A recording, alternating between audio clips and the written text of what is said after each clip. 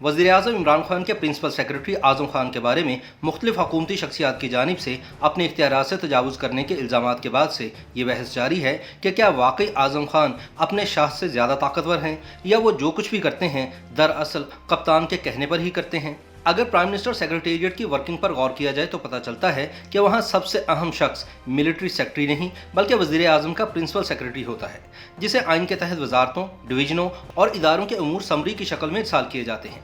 Principal secretary वज़ीर-ए-आज़म को सारी वजारतों हत्ता के ISI, IB और स्ट्रेटेजिक प्लान्स डिवीजन जैसे हसास तरीन महकमों की समरियां देखकर फाइलों को ज़रूरी कार्रवाई के लिए पेश करता है। वज़ीर-ए-आज़म इन फाइलों पर ज़रूरी अहकामात जारी करता है और आमतौर पर इस हवाले से कोई राय लेना हो तो सबसे पहली राय सेक्रेटरी या प्रिंसिपल सेक्रेटरी ही देता है। ये ओहदा इतना ही पुराना है जितना कि सन 1973 के आइन के मुताबिक वज़ीर-ए-आज़म का ओहदा।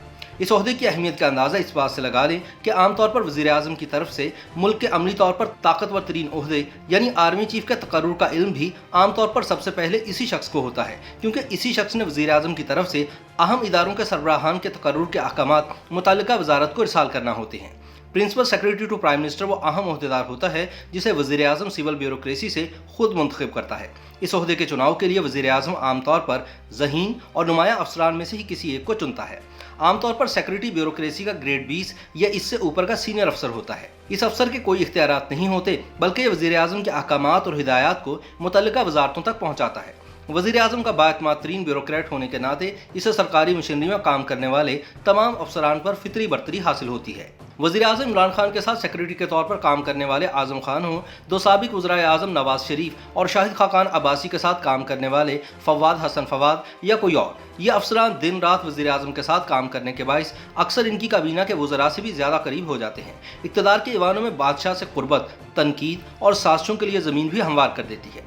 आमतौर पर जो लोग वज़ीर-ए-आज़म से नाखुश हों तो वो बराह रास्त वज़ीर-ए-आज़म को तनकीद का निशाना बनाने के बजाय principal secretary to prime minister पर ही तनकीद के निश्तर चलाते हैं। हालांकि सेक्रेटरी तो वही काम सरंजाम देता है जो उसे वज़ीर-ए-आज़म कहता है। कुछ ऐसा ही जहांगीर तरीन और फिरदौस आशिक अवान के मामले में भी हुआ, जिन्होंने वज़ीर-ए-आज़म की बजाय अपने खिलाफ होने वाली कार्रवाइयों का मोहम्मद आज़म खान पर मलबा डालने की कोशिश की। लेकिन ऐसा भी नहीं कि इस ओहदे पर बराजमान शख्स की अपनी पसंद, नापसंद या तासुबात ना हो।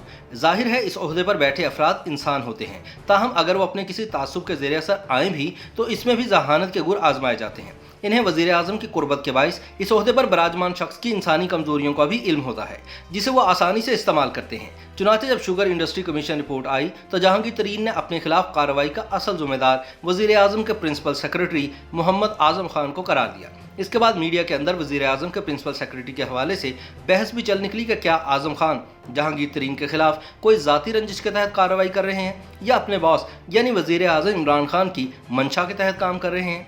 वज़ीर-ए-आज़म हाउस के असरार और उमूर से वाकिफ़ लोग कहते हैं कि प्रिंसिपल सेक्रेटरी वही कुछ करता है जो उसे वज़ीर-ए-आज़म कहता है। साबिक वज़ीर-ए-आज़म शाहिद खाकान अब्बासी कहते हैं कि आमतौर पर सेक्रेटरी टू प्राइम मिनिस्टर उसूल की बात करता है, वो वज़ीर-ए-आज़म के हुक्म से हट नहीं सकता।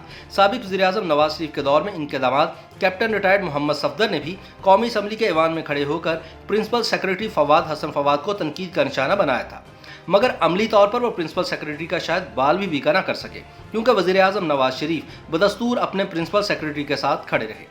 शायद यही वजह थी कि बरतरफी के बाद नवाज शरीफ ने शाहिद खाकान अब्बासी को भी फवाद हसन फवाद के साथ काम करने की हिदायत की और यूं फवाद हसन फवाद दो वज़ीर-ए-आज़म के साथ जमे रहे। लेकिन एक बात तय है कि पाकिस्तान में जिस वज़ीर-ए-आज़म का धड़न तख्ता होता है उसके साथ ही उसके प्रिंसिपल सेक्रेटरी की बारी भी ज़रूर आती है। तो क्या अब अगला नंबर आज़म खान का है?